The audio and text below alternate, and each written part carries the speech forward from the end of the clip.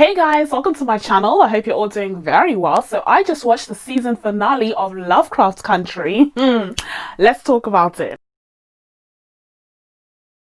So this is going to be my breakdown of the season finale of Lovecraft Country, and we're also going to be going through my thoughts on the series as a whole, which I'm so excited to break down for you guys. Unlike the other recaps that I've been doing for each episode of this series, we're going to be diving into the overall story arcs, character arcs, themes that were explored in this series, but not in as much detail episode by episode as I have been doing for the other videos. So just keep that in mind. We're going to try and cover as much as I possibly can in this video, but at the same time I don't want it to be 5 hours long.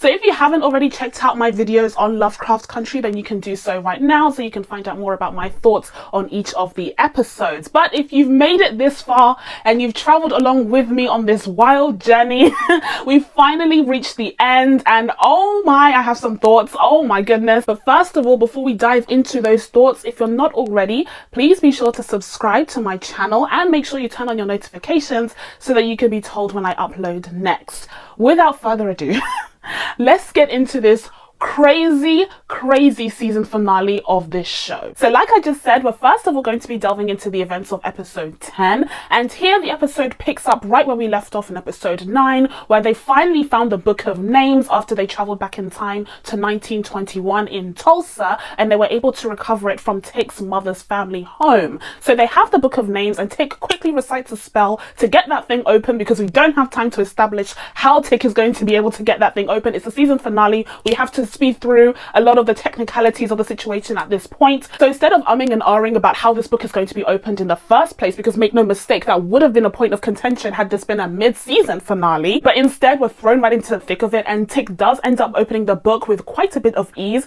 but as a result he does fall unconscious, and so does Letty, because of the child that she is carrying. So they both end up in this Black Panther-esque ancestral plane where Tick's ancestors are able to tell Tick and Letty what they need to do in order to save Dee and protect themselves from Christina. So under the spell that Tick's ancestors give them, they're able to reverse the effects of the hex that Captain Lancaster put on Dee, thus saving her life. But there are still consequences to what happened to her, because unfortunately she does lose her arm, the arm that was initially affected by one of those cruel, evil demons. And so you see her really lament over the fact that she'll never be able to draw again. Now with the return of her mother, you see a lot of tension between them, and that's something that I really liked about this episode, is that there were consequences to actions. For example, with the hex that Captain Lancaster put on Dee, we see that she doesn't magically return back to normal. She does lose the use of her arm, and as a result her mother has to fashion an alternative in the form of a Misty Knight-esque robot arm. There are a lot of Marvel references in this episode, but I found it very interesting to see that even with the spell that was able to bring back Dee, there were lasting consequences to her hex. And also in the case of Hippolyta herself, we see that there are consequences to the decision that she made to stay in that alternate reality, to stay with her journey of self-discovery, because it did mean that her relationship with Dee was very much negatively affected. And that's something that we did discuss when we were talking about episode 7, I believe, is Hippolyta's episode, where we talked about her role as a mother and how usually a character like this would be saddled in the sidelines because she is a mother figure, because she's expected to take care of her child. But this time around, Hippolyta chose herself. She chose to go on this exploration, this journey, and as a result, while she did discover a lot of things about herself, while she did discover this ability to name herself and become whatever she wanted to be, whatever she could possibly imagine, the flip side of that was that her relationship with Dee was very negatively affected because she wasn't there for her child in her time of need. But now that they were able to reverse the hex that was placed on Dee, everyone's focus shifts towards finding a solution for their Christina problem. Now here's where I have to kind of slide in here and interject a little bit, because I don't quite understand what the Christina problem is. In my review of the previous episode, I mentioned how I wasn't a fan of the motivation that was given to this character. This very intelligent, mystifying character just ended up wanting to have an eternity of firsts. It was very vague, it was very thrown in there haphazardly, and I wasn't convinced by this kind of motivation. And so to see the gang working so hard to find a way to take down Christina, and they have to build all of these parts of the spell, including getting Titus himself to be present there, it all seems all well and good. Except the entire time I was thinking, well, what are you stopping her from doing? Achieving immortality, aside from the fact that Tick obviously would be needed as a sacrifice for this, I don't really see what the major deal is. And again, we'll talk about this later on, but I just think there was such an issue with the motivation of the villain of this series that in the end, their trials and tribulations towards defeating her very much felt a bit hollow, and that was very much emphasized in this episode, especially because it was the finale. So by the advice that Tick's maternal ancestors were able to give him and some magical machinations of some sort, they're able to figure out that they need a spell that connects Tick and Christina and Titus Braithwaite himself in one place so that they can take down Christina in some way, shape or form. Listen, you don't come here for the magical logistics content, okay? You come here for my colorful commentary and that's what you're going to get in this video, but you're not going to get the specifics of the magical witchcraft that was explored in this episode. It's all nonsense anyway, it's fine. But if there's one thing that is made very, very clear amongst all of the magical discussions and planning, is that there is a sacrifice that's going to need to be made, and likely Tick will not be able to walk away from this alive. Now again, this plays into the overall theme of this episode of there being consequences to everyone's actions, and in particular when it comes to Tick being used as a sacrifice, it definitely ups the ante in terms of presenting some stakes that we can really get invested in. But speaking of sacrifices, that is definitely a theme that has been explored throughout this series. If we're really going to go into an overall series analysis here for a moment, if you take a look at a lot of the parental or even ancestral figures that are explored in this series in the form of Hannah or even Montrose or Uncle George, you'll see that a lot of sacrifices have been made. And so you could argue that considering the fact that Tick was going to be a first-time father, there was a lot of foreshadowing for what Tick's eventual end would come to. And I think the theme of sacrifices is yet another great example of the show kind of intertwining real life historical, socio-political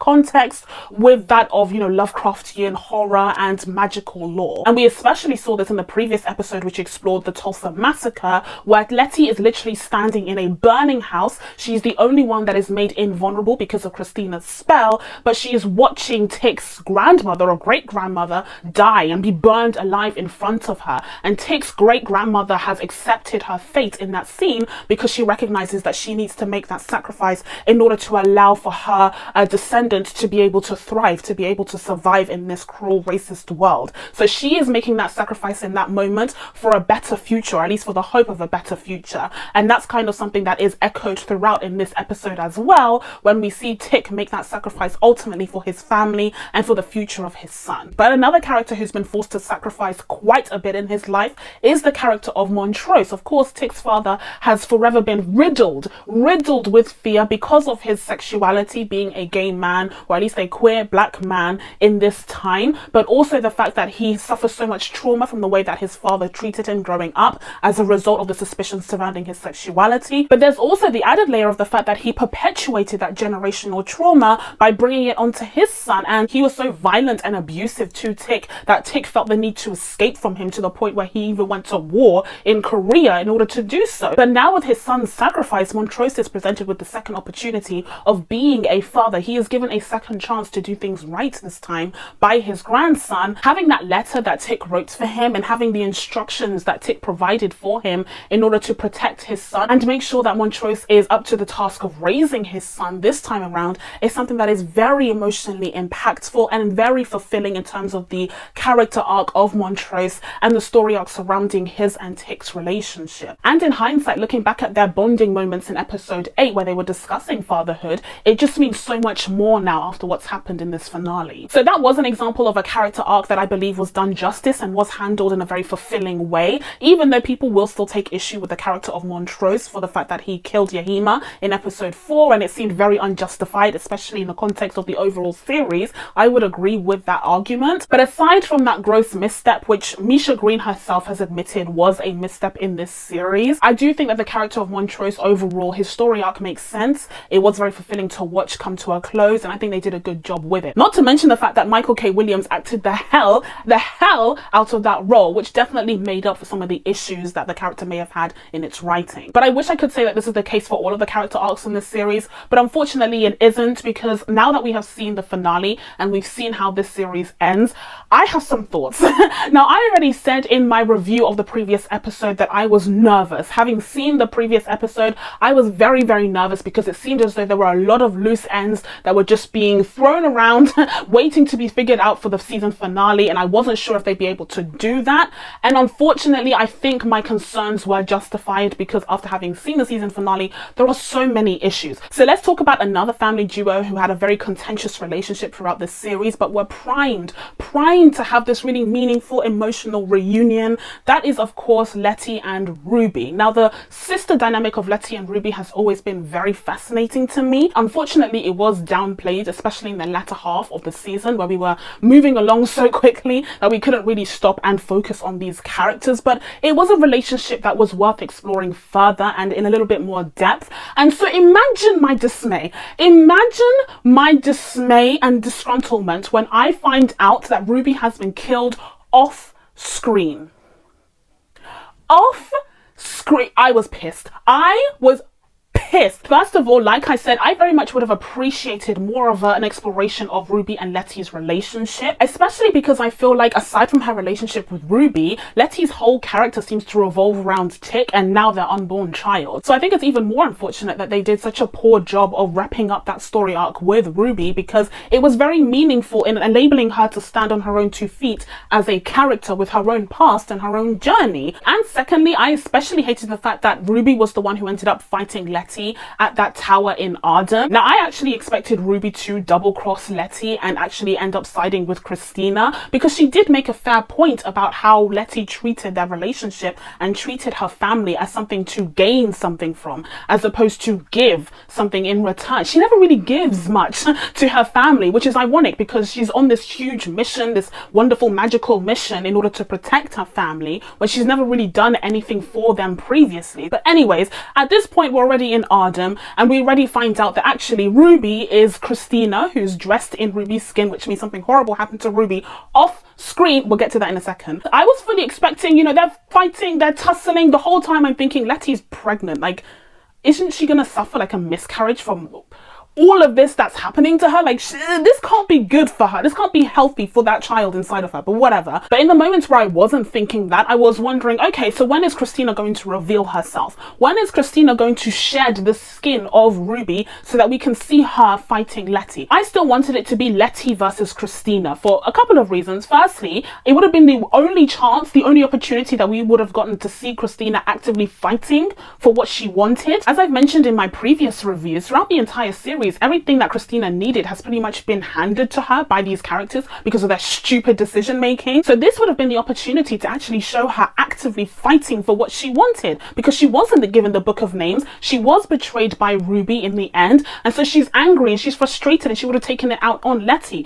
And to see her actually do it would have been very effective and very fulfilling for that character arc. But instead we see Ruby fighting her. And I also, and this is the second reason why I had an issue with this, I also can escape the fact that this was the portrayal of a darker skinned plus size woman who was basically fighting against her lighter skinned, you know, thinner sister. I really hated the optics on that, which actually brings me to not so much an issue, but a question that I had from the beginning of this show. And that was, why is it that Letty is presented as a lighter skinned character? I definitely gave the show a little bit of a side eye because of Letty, the light skinned love interest. Like, this is definitely a trope that we see often, and I was surprised to see it in a show that has black creators, black writers, and is about racial issues. To see that kind of colorism there was kind of perplexing, like kind of confusing, but I figured that perhaps it would play into the actual story, like perhaps her parentage would be significant because her father was a member of the Order, like something along those lines. But it turns out Tick is the one with the ancestry in the Order, so Letty being light-skinned was just, it was just colorism. Now, that's not to take anything away from Janie Smollett's performance. She was a shining star on this show. She was absolutely amazing.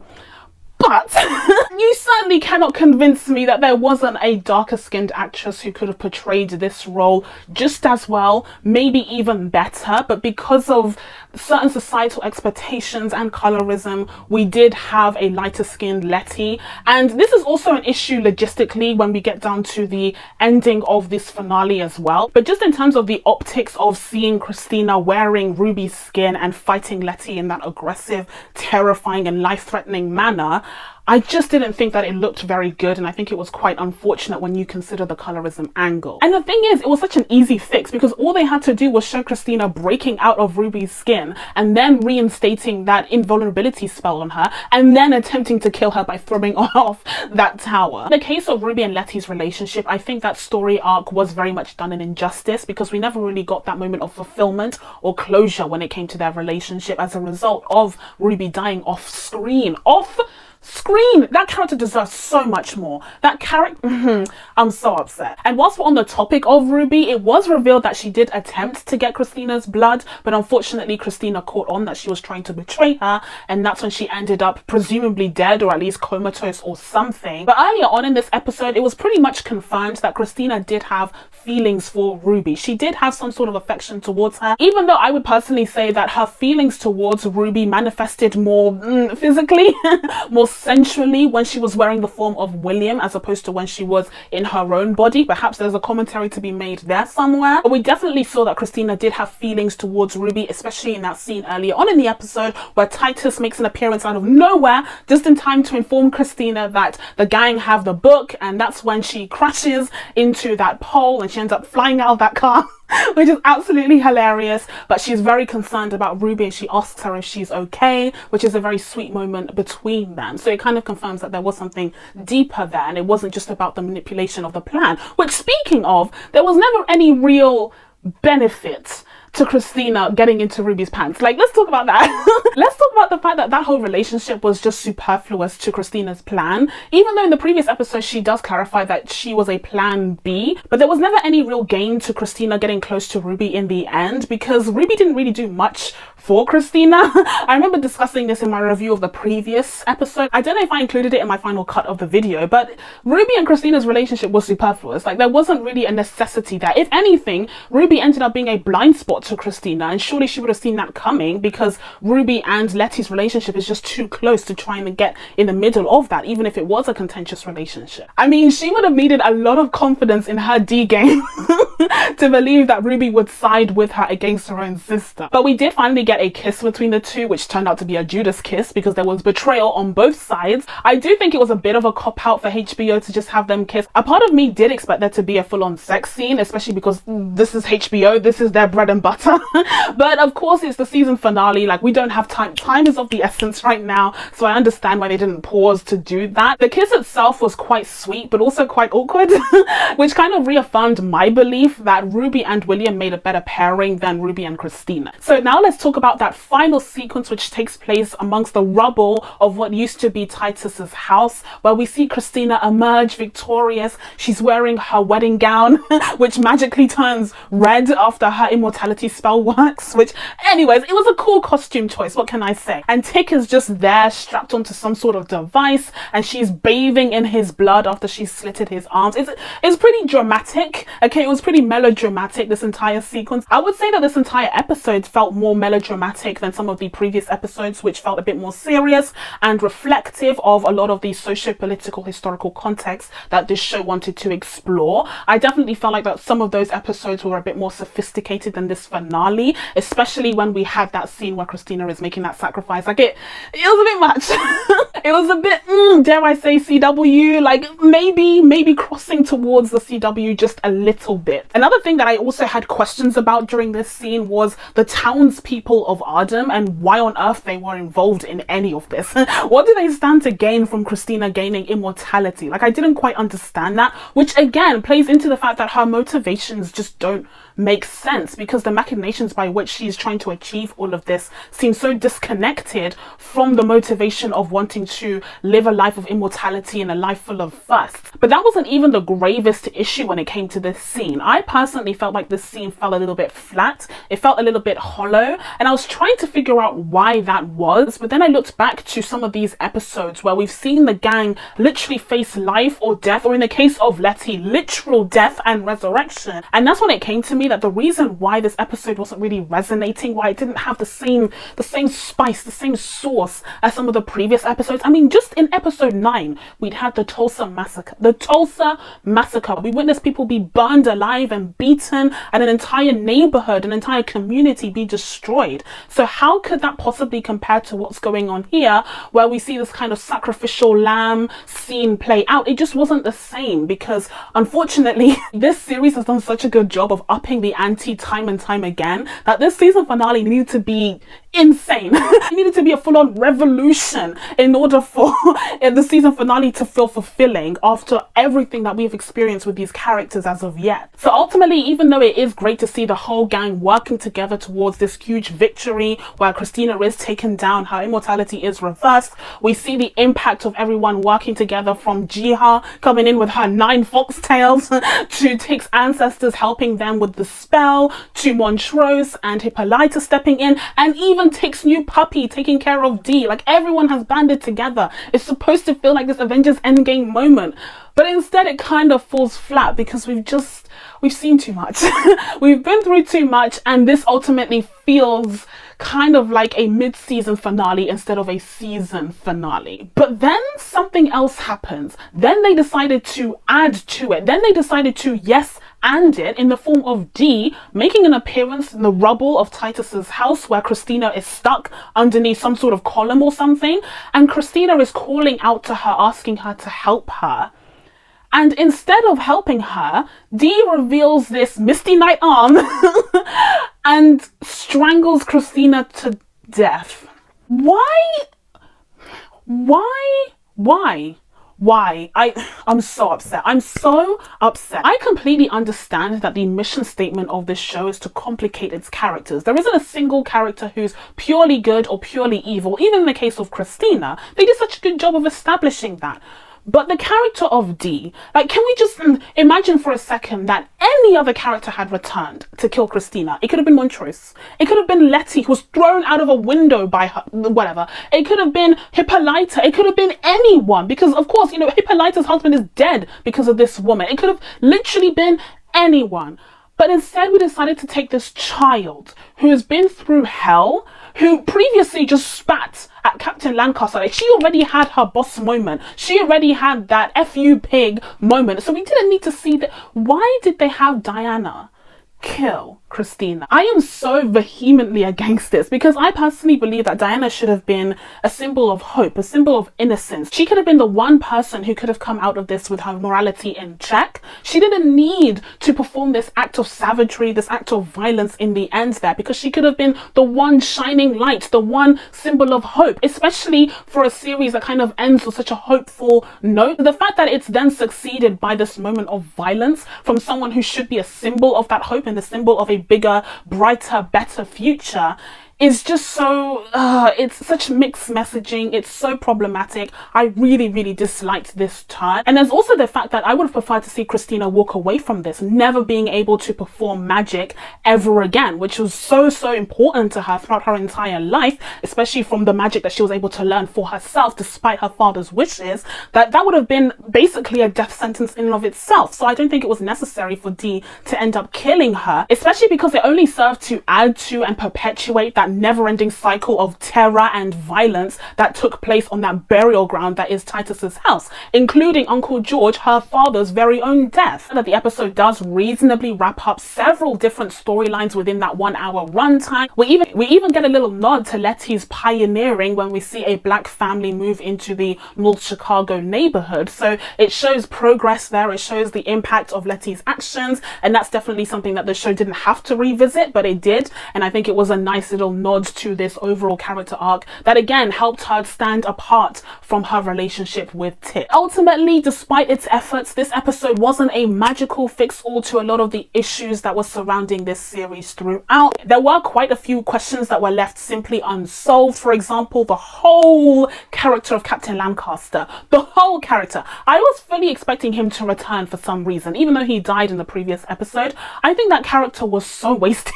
He was presented as this evil likable guy who was going to get some sort of play at the end of the series, but in the end he just ended up being attacked by Tick's puppy and then ended up dying from his wounds because he couldn't regenerate the way that he could before because of Christina's little totem. So that was a bit of an underwhelming character in my opinion. I was fully expecting him to be weaved into Christina's plan because they mentioned the fact that he wanted to take control of the Chicago branch of the Order. They also mentioned the fact that he was due to be initiated into the Order after having killed William and taken control of the Winthrop house that William was the rightful heir to. All of these storylines kind of fizzled away when he died in the previous episode, and I was surprised to see just how insignificant the character ended up being. But then on top of that, this finale actually brought up a ton of other questions, namely, so white people can't use magic now. How exactly is that going to work? First of all, this would have been a bit more of an impactful twist had we seen white people use magic successfully, because we don't actually get a lot of that on this show. The biggest example of a white person using magic against a black person in the most horrific, torturous way would of course be Captain Lancaster and the hex that he put on Dee. Other than that, we don't actually see a lot of white people in power using magic for their nefarious means. So ultimately that ending doesn't really have the same impact that I think the writers wanted it to, because we didn't actually get to see a lot of white people using magic in order to oppress others. I mean, we did have that episode exploring Yahima and her peoples and how she was used by Titus originally, but when it comes to the current Order, they failed.